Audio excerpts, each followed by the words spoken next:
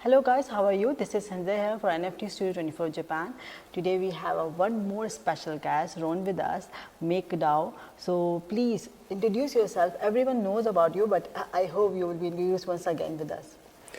Yeah, I'm Rune Christensen. I'm the co-founder of MakerDAO, and we are the world's oldest and largest DAO, building real value in the space, managing the world's largest decentralized stablecoin DAI.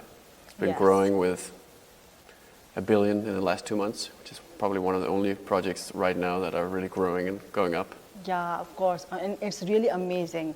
So we are coming from the Japan, and you know that you have the SubDAO. I have the few questions about the Japan market plus your SubDAO project. But please start with the SubDAO project. Can you explain more about what is the mean by the SubDAO and how the other community will be participate in your DAO community? So Maker is basically, we're building a lot of real projects, creating a lot of real value, and that's led to some really, really powerful growth. Okay. Even as the dust has settled on the big bubble and the big crash, Maker has been growing more. And what's happening is we've run into this limit of how big we could grow the ecosystem in terms of the ability to govern and make decisions. So SubDAOs are a way to sort of split up and specialize the ecosystem. So each SubDAO can focus on something different. And in that way, they really have the ability to actually make the right decisions without getting totally overwhelmed. So we have different SubDAOs for different regions. Some are focused on high-tech stuff, others are focused on real assets. And it's a very useful way to do it because then people can specialize. So in the SubDAO concept, anyone can be the participate or release their project and they will be release their own token. What was the concept behind that? No, or you have some kind of verification system or something like that? So nobody actually no humans create a SubDAO. Okay. They're created by the MakerDAO itself, sort of algorithmically, essentially. And then they act as sort of a platform for projects to make proposals to basically build value for that SubDAO. So if you have, Sakura DAO, which is a Japan-focused SubDAO, yes. That's the place where all Japanese projects can come and make proposals. It's focused on gaming in particular, right? So it can interact with all the gaming projects out there and, allocate capital to building new products or developing features that the community wants. The SubDAO becomes sort of a coordination layer in a sense for a specific community rather than, a token that some company or person issues. And that's really the key advantage of it because that makes it properly decentralized. Yeah, of course, this one. So how's your experience when you go to the Tokyo and you are be the part of the Sakura organizing team as well? So what's your experience about the Japan market? Yeah, so we really like the Japanese market because, it's a big market, it's got a lot of potential. But what's so great about Japan is this generally patient but very positive attitude towards crypto. So unlike a lot of Western countries where you don't really know if crypto is going to get banned in the future, it's pretty likely that simply will not happen in Japan. Yes. So you can be safe building there. And then the last thing is just Japan and the Japanese community just has a really strong brand. Everybody loves Japan, basically. Yeah. Everybody wants to do stuff with Japan. So this is why we think the focus on gaming and culture and sort of social DAO is really unique in that we can use DAOs as a gateway for people into interacting with Japan and with Asia if they maybe they don't easily have another way of doing so. Oh yes, thank you so much for these lovely comments about that. So we have one more question that recently announced the Solana code base. Would you like to be basic of the narrative and Ethereum? What was the thing you make this decision? Yeah, so it's widely misunderstood and sort of misinformed, right? What we announced was basically, it was a proposal to consider Solana as one of the sort of initial experiments in building the final backend for the SubDAOs, basically. All right. So, Maker is Ethereum-based, and we are massive supporters of Ethereum. We've got, currently we've got 5 EVM Ethereum-focused developer companies in the space. That's only going to keep growing. Okay. But basically, because of the way the SubDAOs work, and they're driven by tokens, they benefit from having a highly efficient backend, basically, that sort of runs these tokens and operates the tokens and exchanges them with each other. So what we're looking into is finding the best possible tech for this kind of backend. That could be Ethereum-based, that could be Solana-based, could be, we don't know because we don't want to be opinionated, we just want to find the best solution.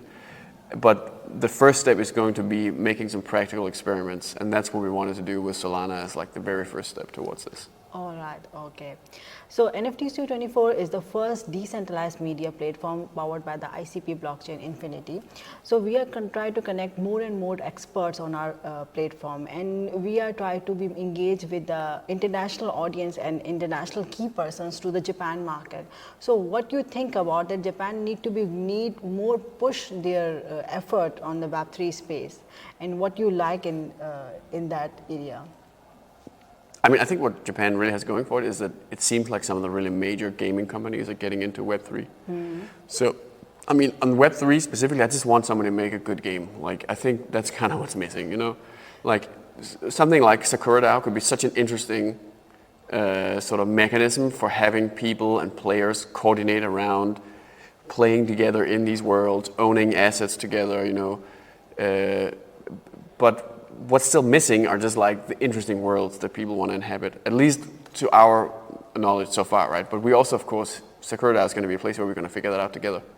And second thing is that we are also, and you know that about the Japan market, they are working the IP concept.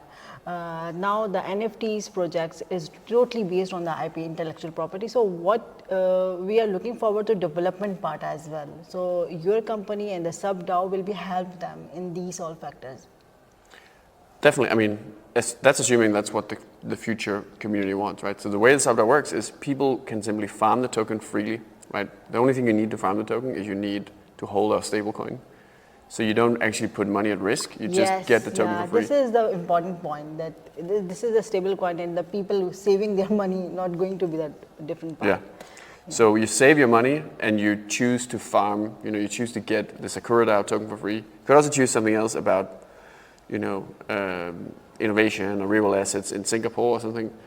But if you choose to farm the Sakura token and you're interested in gaming in Japan, then you're going to get this specific token, and then you'll be a part of a community that makes decisions around, should we try to support NFTs? Should we try to support gaming? And it's going to be up to the community. I mean, it's ultimately them that gain the upside if they make the right decisions, but also they will have to bear the cost if they make the wrong decisions or if they waste their money. All right, thank you so much. My last question, I know you have a very short time. So how's your experience about the Token 2049? I think it's great. I think really what I felt coming to Asia this time around is it seems a lot more busy than usual despite the cold crypto winter. And I think this is actually a sort of, you know, related to the fact that in the West, we're getting kind of tired of all this flip-flopping on the regulation. Yes. And then if you go to Asia, you have these very, very innovation-positive countries and markets and jurisdictions. And I mean, people have been saying for years, Asia is the future of crypto, and you know, and been talking about this sort of big switch to Asia. But I think it may finally be happening now, because it's just, why should you be building in a place where you don't know if you're going to get rug pulled, you know, the next day or the next year, when you could go to places like South Korea, Japan, Singapore, Hong Kong. I mean, there's so many good examples of places where they really like, look, these countries, they're trying to attract the innovators, and they're you know, there's no uncertainty about that. And they have the very safe regulation for the audience. Thank you so much for your time, and I really appreciate for that. Thank you so much. Please, Thank you. Don't forget to like and subscribe. Thank you. Thank you.